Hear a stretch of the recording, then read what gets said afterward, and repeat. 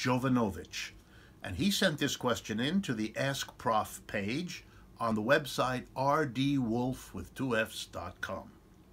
He wants to know whether anywhere, and he says anywhere in the world apparently, there is startup money from the government, tax-funded startup money for worker co-ops. Is there a way that governments or a government provides that kind of support for the development of worker co-ops?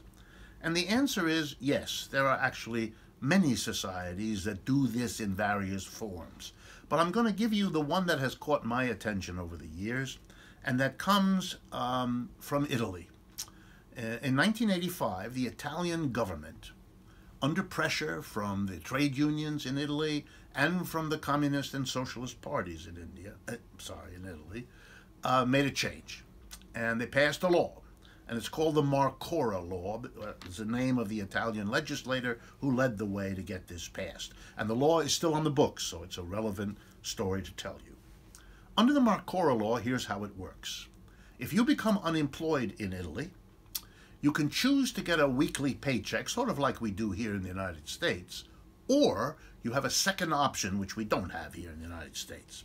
If you get together at least 9 other unemployed men or women like yourself, and you say, we are going, us as a group of 10 or more, we are going to start a worker co-op, the government says we will give you the entire money that we would have paid to you in weekly installments as a lump sum right now, so you get all that money in your hand, on condition that you use it as startup capital for a worker co-op enterprise that you will all now work in.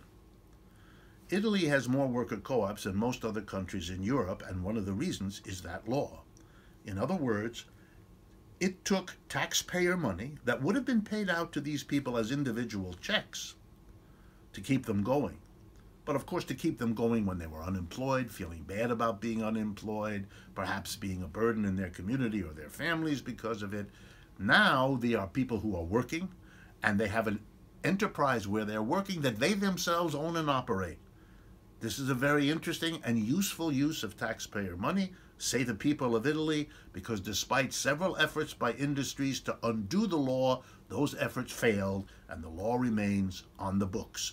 So the answer is yes, taxpayer money has been used and has been used successfully to begin and support worker-owned and worker